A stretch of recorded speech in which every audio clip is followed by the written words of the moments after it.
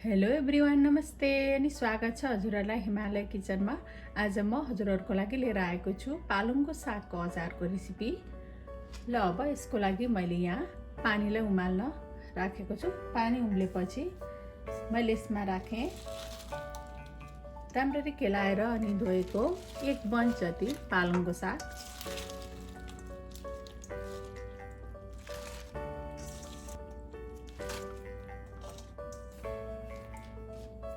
अब यसलाई चाहिँ यसमा राखेर 3-4 मिनेट जति उमाल्नु पर्छ। धेरै बेर चाहिँ यसलाई उमाल्नु हुँदैन।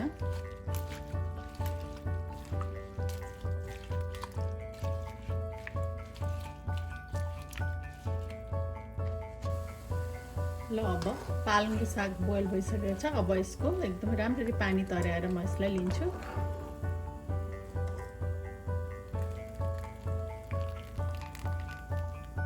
ल मैले यहाँ पालङको सागलाई यसरी बोलमा लिएको छु र अब यसमा मैले राखेँ एउटा मिडियम साइजको आलु। यसरी उसिनेर यसलाई काटेर लिएको छु। यसमा राखेँ नुन आफ्नो स्वाद अनुसार।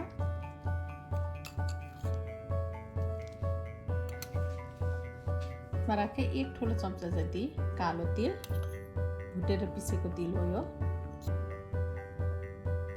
आधा सानो चम्चा जिरा धनियाको पाउडर पनि राखेँ मैले। आधा सानो चम्चा रातो खुर्सानीको धुलो। अचार अलिकति पिरो नै मिठो हुन्छ। ल अब अचारलाई झार्नको लागि मैले यहाँ प्यानमा 1 ठुलो चम्चा तोरीको तेललाई तताउन राखेको छु। हुन त हजुरहरूले अरू तेल पनि लिएर अचारलाई बनाउन सक्नुहुन्छ, तर तोरीको तेलमा यो अचार एकदम मिठो हुन्छ।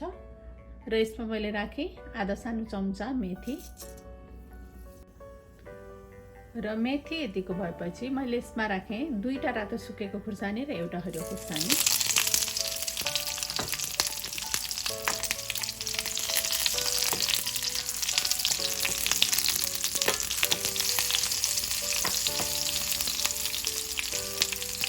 र मैले यसमा राखेँ 1 सानो चम्चा कुटेको लसुन र अदुवा।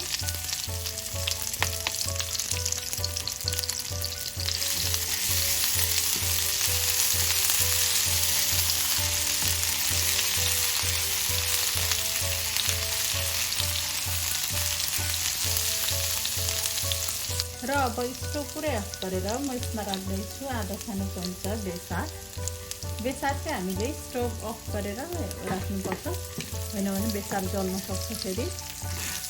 अब यसलाई म अचारलाई झान्छु र अब म यसरी अचारलाई झान्दैछु।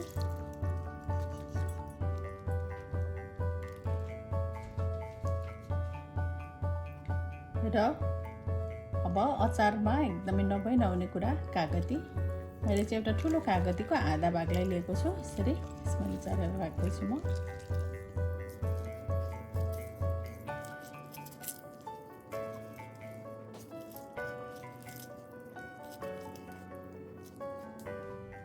पिरो अलिक अचार एकदम पिरो बनाउँदै भए चाहिँ खुर्सानी अरू अलिक धेरै राख्न सक्नुहुन्छ हजुरहरूले।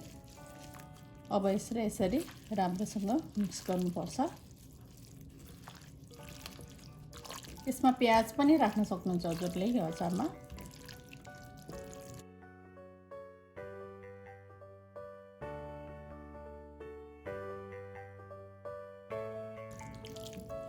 एकदमै हेर्दै खाउँ लाग्ने पालङको साग र आलुको अचार यसरी बनेर खानालाई रेडी भएको छ।